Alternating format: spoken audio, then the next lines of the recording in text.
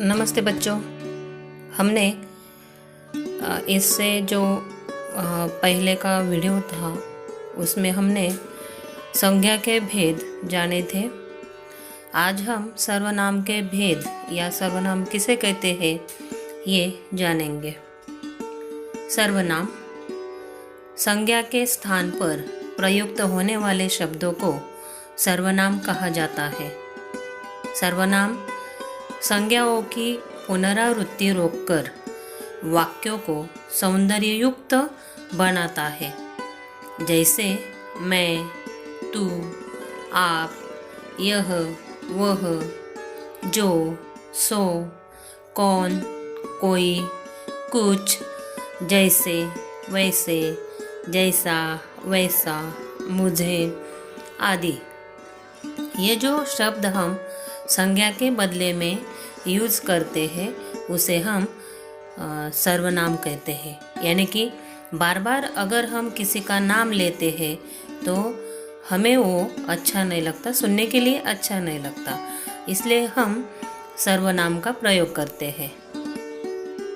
किसी भी वाक्य में बार बार किसी का नाम लेने से हमें अच्छा नहीं लगता, सुनने के लिए अच्छा नहीं लगता, इसलिए हम सर्वनाम का प्रयोग करते हैं।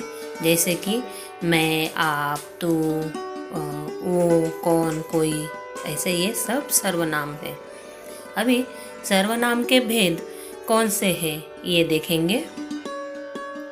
सर्वनाम के भेद: पहला पुरुषवाचक सर्वनाम, दूसरा निजवाचक सर्वनाम, तीसरा निश्चयवाचक सर्वनाम, चौथा अनिश्चयवाचक सर्वनाम, पांचवा प्रश्नवाचक सर्वनाम और छठा संबंधवाचक सर्वनाम।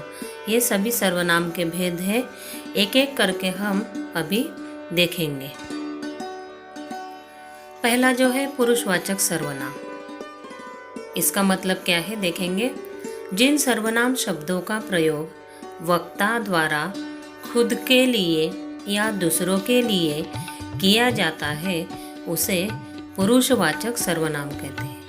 वक्ता मतलब जो बोलने वाला होता है उसकी तरफ से खुद के लिए, दूसरों के लिए जो शब्द यहाँ पे बोले जाते हैं उसे हम पुरुषवाचक सर्वनाम कहते हैं। जैसे कि यहाँ पे एक वाक्य यहाँ पे दिया गया है, देखिए, उसने मुझे बोला कि तुम घर पर आ जाओ। उसने मुझे बोला कि तुम घर पर आ जाओ। तो इसमें उसने, मुझे, तुम, ये जो शब्द है ये सर्वनाम है। कौन सा सर्वनाम? पुरुषवाचक सर्वनाम। अभी ये जो पुरुषवाचक सर्वनाम होता है इसके भी कुछ भेद हैं। पुरुषवाचक सर्वनाम में भी कुछ भेद है। इसमें है उत्तम पुरुष जो बोलता है खुद, इसे उत्तम पुरुष कहा जाता है। मध्यम पुरुष जिसके साथ बात हो रही है वो होता है मध्यम पुरुष। और अन्य पुरुष जिसकी बात हो रही है इसे हम अन्य पुरुष कहते हैं। देखिए बच्चों, आपने ये मराठी में सब पढ़ा है। सर्वनाम के जो भेद है आपण त्याला मराठीमध्ये सर्वनामाचे प्रकार म्हणतो। त्याच्यात पण आपण पाहिलेलं आहे। त्याच्यात पण पुरुषवाचक सर्वनाम असतं, दर्शक सर्वनाम असतं, संबंधी सर्वनाम असतं, प्रश्नार्थक सर्वनाम असतं, अनिश्चित त्याच्यात पण असतं, अनिश्चित सर्वनाम असतं आणि आत्मवाचक सर्वनाम असतं। म्हणजे असे प्रकार सर्वनामामध्ये आहेत। तेच प्रकार या ठिकाणी हिंदीमध्ये दिलेले आहेत। तर हा जो पुरुषवाचक सर्वनाम आहे याच्यात पण 3 प्रकार पडतात, ते म्हणजे उत्तम पुरुष आणि मध्यम पुरुष आणि अन्य पुरुष। चलो देखिए बच्चे, उत्तम पुरुष किसे कहते हैं। उत्तम पुरुष वक्ता जिन शब्दों का प्रयोग अपने स्वयं के लिए करता है उन्हें उत्तम पुरुष कहते हैं।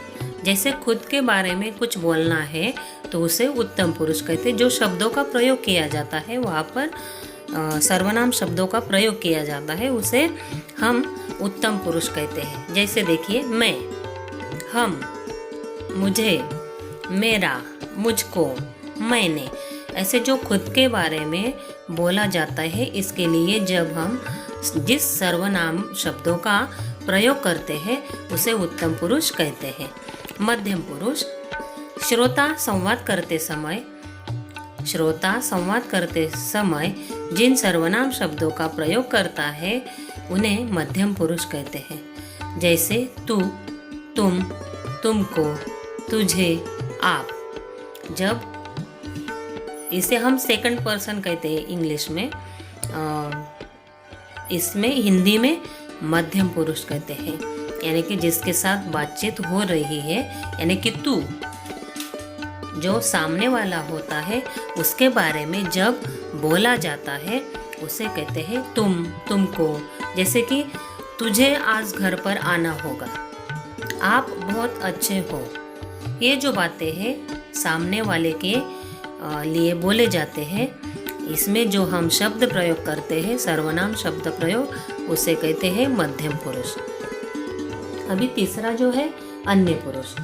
इसमें जिस सर्वनाम के प्रयोग से वक्ता और श्रोता का संबंध न होकर किसी अन्य का संबोधन प्रतीत होता है। देखिए यहाँ पे जब बातचीत होती है पहले में और दूसरे में, यानी कि उत्तम पुरुष जो बोलने वाला है, दूसरा जो सुनने वाला है श्रोता, और तीसरा जो है वो है अन्य पुरुष। यानी कि दो जनों में जो बात हो रही है तीसरे के बारे में, उसे हम कहते हैं अन्य पुरुष। और उसके लिए जो शब्द प्रयोग करते हैं उन्हें कहते हैं अन्य पुरुष सर्वनाम। सर्वनाम का ये प्रकार है, यानी कि पुरुषवाचक सर्वनाम के ये भेद है। इसमें हम अन्य पुरुष यानी कि तीसरे के बारे में बात कही जाती है, उसे कहते हैं अन्य पुरुष। देखिए जैसे यह, वह, उनको, इसने, उसके, इस तरह से तीसरे के बारे में बात होती है, उसे अन्य पुरुष कहते हैं। यह है पुरुषवाचक सर्वनाम के भेद। ये पहला प्रकार हमने देख लिया, सर्वनाम के जो भेद हम देख रहे हैं उसमें का पहला। अभी दूसरा देखिए, निजवाचक सर्वनाम जिन शब्दों का प्रयोग वक्ता किसी चीज को अपने साथ दर्शाने के लिए यानी कि बताने के लिए करता है, उसे निजवाचक सर्वनाम कहते हैं। निजवाचक सर्वनाम किसे कहते हैं? जिन शब्दों का प्रयोग वक्ता खुद के साथ किसी चीज को अपने साथ दर्शाने के लिए बताने के लिए करता है, उसे निजवाचक सर्वनाम कहते हैं। जैसे देखिए, मैं अपना खाना खुद बनाता हूँ। मैं यानी कि मैं, मेरे साथ कौन सी बात कर रहा हूँ? मैं, जो मेरा खाना है मैं खुद बनाता हूँ, यानी कि अपना खाना, अपना काम मैं खुद करता हूँ। इसलिए यहाँ पे मैं भी सर्वनाम है और अपना जो आया है ये निजवाचक यानी निजी बातें यहाँ पे बताई जा रही है। निजी यानी खुद की बातें, इसलिए इसे निजवाचक सर्वनाम कहते हैं।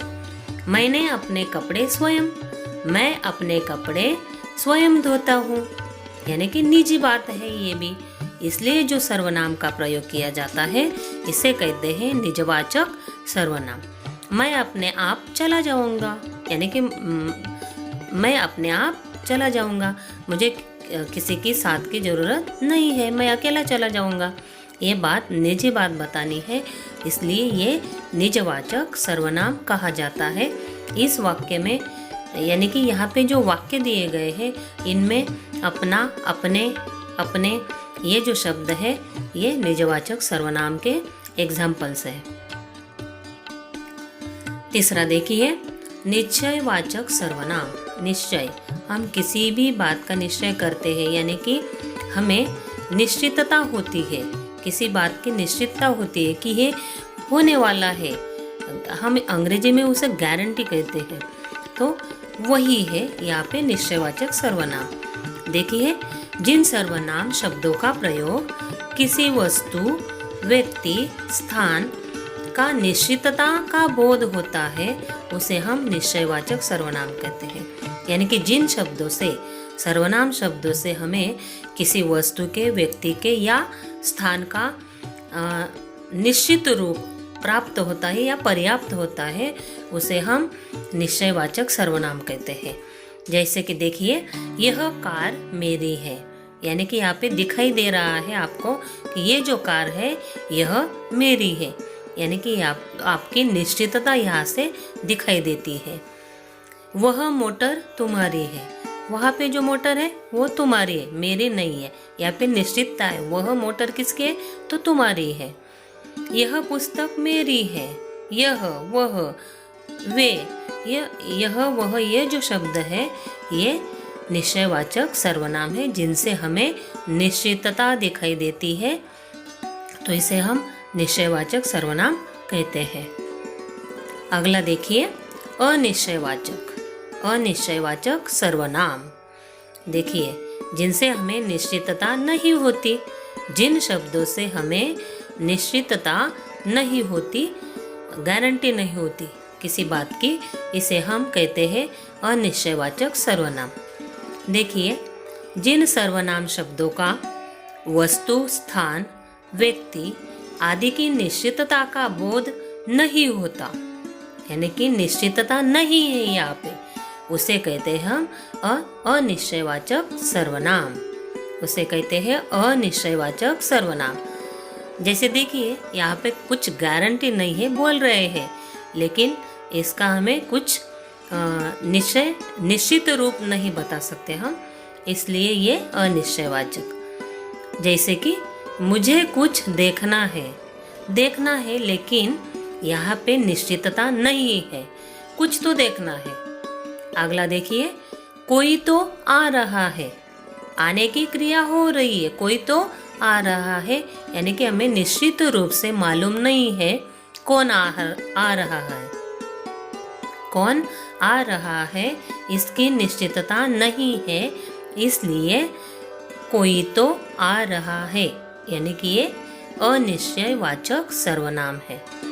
मुझे कुछ तो दिखाई दे रहा है, मुझे कुछ तो दिखाई दे रहा है, कुछ, यानी कि यहाँ पे भी निश्चितता नहीं है, जो कुछ दिखाई दे रहा है इसके बारे में हमें कुछ पता नहीं है। स्वाद में कुछ तो कमी है, यानी कि हम बता नहीं सकते क्या कम है, कुछ तो कम है। ये जो अनिश्चितता है इसे हम कहते हैं अनिश्चयवाचक सर्वनाम, यानी कि अनिश्चितता जो दर्शानी है, इसके लिए जिन सर्वनाम शब्दों का हम प्रयोग करते हैं उसे कहते हैं अनिश्चयवाचक सर्वनाम। अगला देखिए, प्रश्नवाचक सर्वनाम। ये तो आपको मालूम है, जहाँ पे प्रश्न किया जाता है उसे कहते हैं प्रश्नवाचक सर्वनाम, यानी कि प्रश्न पूछने के लिए जिन सर्वनाम शब्दों का प्रयोग किया जाता है उसे कहते हैं प्रश्नवाचक सर्वनाम। देखिए, जिन सर्वनाम शब्दों का प्रयोग किसी व्यक्ति, स्थान, वस्तु आदि के बारे में कोई सवाल पूछने के लिए या उसके बारे में कुछ जानने के लिए प्रयोग किया जाता है उसे प्रश्नवाचक सर्वनाम कहते हैं। जैसे कि आप कौन सी किताब पढ़ रहे हो, आप कौन सी किताब पढ़ रहे हो, यानी कि यहाँ पे किसी को सवाल पूछा गया है, इसके लिए हमने सर्वनाम का प्रयोग किया है कौन से, तो ये हुआ प्रश्नवाचक सर्वनाम। दूसरा, आप या आपने क्या खाया, आपने क्या खाया, आपने क्या खाया, इसमें क्या। तीसरा, देखो तो कौन आया, यहाँ पे जो शब्द है कौन सी, क्या, कौन, कब, ये है प्रश्नवाचक सर्वनाम जिनसे हम प्रश्न पूछ सकते हैं या किसी के बारे में जान सकते हैं, इसे हम कहेंगे प्रश्नवाचक सर्वनाम। अगला देखिए, संबंधवाचक सर्वनाम। इससे आपको पता चलता है किसी से संबंध है। दो जो बातें होती हैं उनमें जो संबंध दर्शाया जाता है उन्हें कहते हैं संबंधवाचक सर्वनाम, यानी कि जिन शब्दों का प्रयोग हम दो वाक्य जोड़ने के लिए करते हैं या दो बातें जोड़ने के लिए करते हैं उसे हम संबंधवाचक सर्वनाम कहते हैं। देखिए, जिन शब्दों का प्रयोग किसी व्यक्ति, वस्तु, स्थान आदि के संबंधों को बताने के लिए किया जाता है वे शब्द संबंधवाचक सर्वनाम कहलाते हैं। संबंध दर्शाने के लिए जो शब्दों का प्रयोग किया जाता है सर्वनामों का, उसे कहते हैं हम संबंधवाचक सर्वनाम। जैसे कि जैसी करनी वैसी भरनी, यहाँ पे जैसी वैसी। जैसी करनी यानी कि जैसे हम काम करते हैं, अच्छे काम करेंगे तो हमें अच्छा ही मिलेगा, बुरे काम करते हैं तो बुरा ही मिलेगा, इसलिए कहा जाता है जैसी करनी वैसी भरनी। दूसरा देखिए, जो पढ़ेगा वही आगे बढ़ेगा, यानी कि जो पढ़ता है वो आगे बढ़ता है, यानी कि जो और वही, ये जो है ये संबंधवाचक सर्वनाम है। जैसा बोओगे वैसे ही काटोगे, यानी कि फसल जो हम बोते हैं वही वहाँ पे उगता है, वही हम काटेंगे, यानी कि जैसा हम करेंगे वैसा ही हमें मिलेगा, फल उसका वैसे ही मिलेगा, यानी कि जैसा वैसा, ये संबंधवाचक सर्वनाम है। जब बारिश कम होगी तब मैं घर आऊँगा, जब तब, ये भी संबंधवाचक सर्वनाम है। इस प्रकार से हमने सर्वनाम के जो भेद थे ये हमने जान लिए हैं। आपको ध्यान से पढ़ना है और ये सभी बातें आपकी कॉपी में लिखना है, तो आपको ये करना है काम घर पर। धन्यवाद।